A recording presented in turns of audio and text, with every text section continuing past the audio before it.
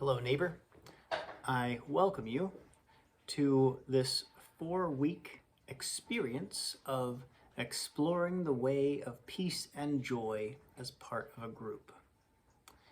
I want to take the opportunity to provide you with a bit of an overview of what to expect during the next 4 weeks. I'm trying to make this as easily accessible an opportunity as I can in the midst of the busy schedules that I know that we all have. First, I want to recognize that the core concept that comes out of us exploring this way of peace and joy that comes out of a ancient Christian tradition from during the Tang Dynasty of China 1400 years ago. It is ancient, but holds very much contemporary value. The core concept in all this is that the experience of the way of peace and joy emerges out of emptiness through connection with the help of divine grace. Each week, I'm going to provide you with a spiritual practice, an overview of a spiritual practice that then you can then do on your own throughout the course of the week. I would recommend make it a daily practice. And I'm going to send you that daily practice 6 days prior to the next session. That way you get to experience it enough to be able to, if you would like, share some of your reflections of that practice with the group. And I'm also going to email you a overview of the readings for the week, which are very short and very few, but I think very meaningful. And I'm going to send you pictures of the readings. So I'll send you the pages in case you have not purchased one or both of the books. The smaller book that you could consider purchasing if you want to, I know some of you probably already have, is called The Lost Sutras of Jesus by Ray Reigert and Thomas Moore. The other one is a little bit bigger and it has more information in it, is the Jesus Sutras by Martin Palmer. As I said, if you choose not to purchase the books, you'll still have the pages that we need for the study because I'll share them with you. And along with the readings, I'll also send you discussion questions each week. Just simple questions for discussion. If there's some that strike a chord with your experience, move you to ponder things, you can come prepared to share your response to a particular discussion question, or if you prefer to remain silent and just listen to other people's reflections, you can do that too. You are free to be your authentic self and free to participate in whatever ways you're most comfortable doing so. An overview for our 4 weeks. Week 1's focus is on emptying. Week 2's focus is on light. Week 3's focus is on space. And week 4's focus is on universal oneness. And so to begin with our first session, the spiritual practice that I want to share with you right now is emptying meditation. And for me, this is a 5-step process. I like to begin by asking for divine help. Then I move on to centering, then to settling. No, I skipped a step there. I begin by asking for divine help. Then I move on to centering. Then is observation. Then is settling. Then is emptying. And so step 1, asking for divine help. For me, this looks like a simple prayer at the beginning of this meditation for me that typically goes something like this. Jesus, good spiritual friend, help me to be empty. Help me to see. Help me to love. Amen. Step 2 is centering. And I like to engage in this centering component by focusing on my breath. And so let's breathe together a couple of times and focus on our breath. You can count your breaths if you want to. You don't have to. It's just a way to help to bring us into the present moment, the here and now.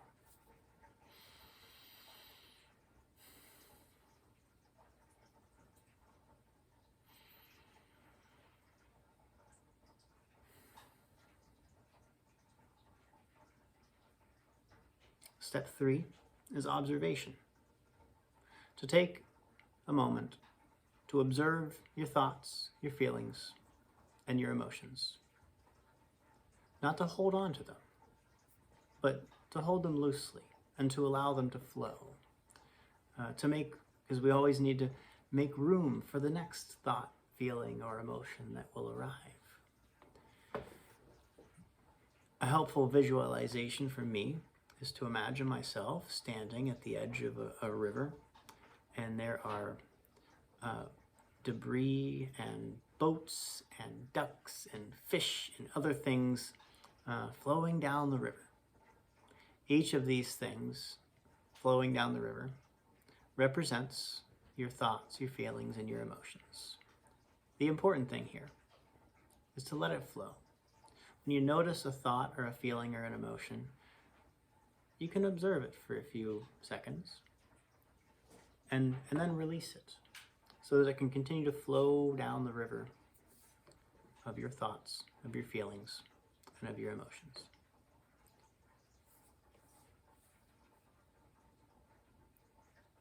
The next step is settling. So after we've asked for divine help, engaged in centering, and observation, next is settling. And for this, I like to imagine a cup of water with some sediment in that water.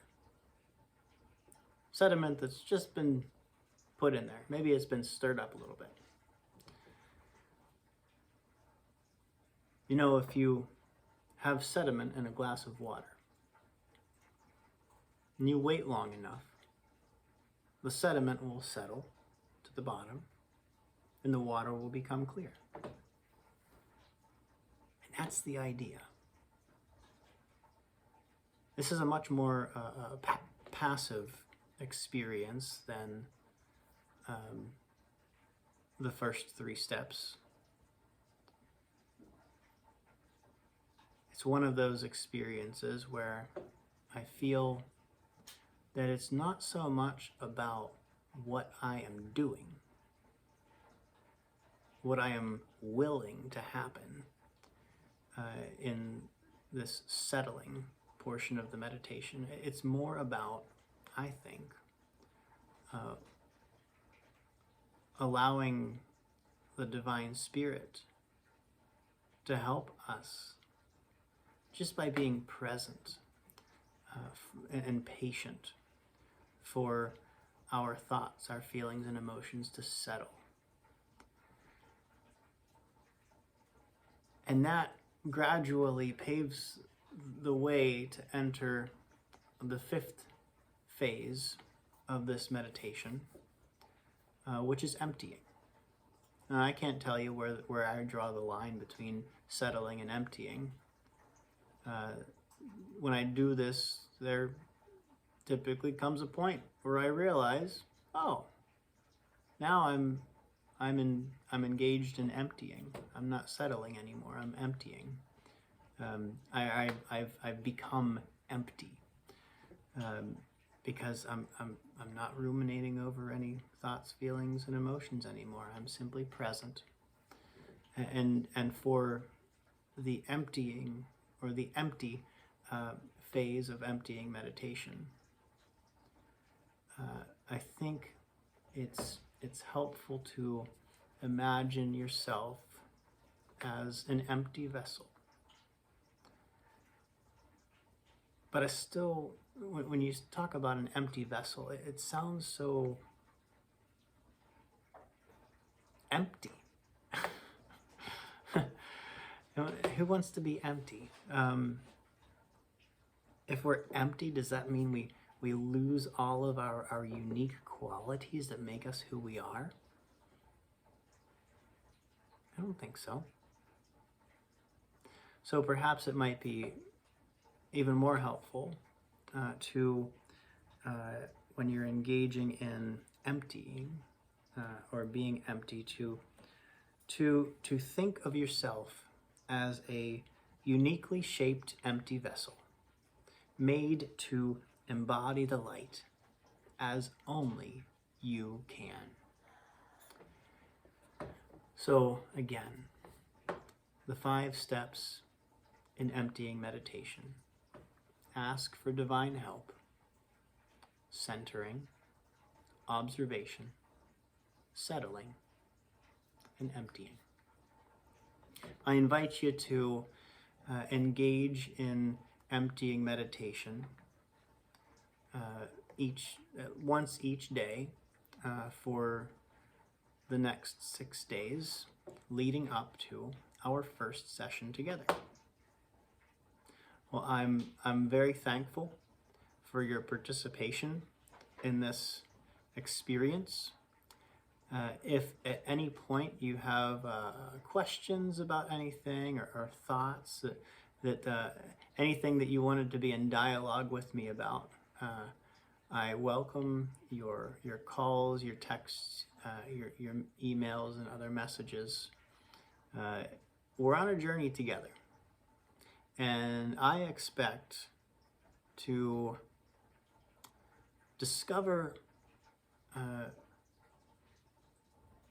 as much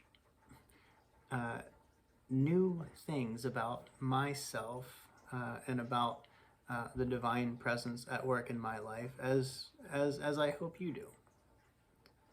So thanks for being on this journey with me, and I will look forward to seeing you at our first Zoom meeting next week.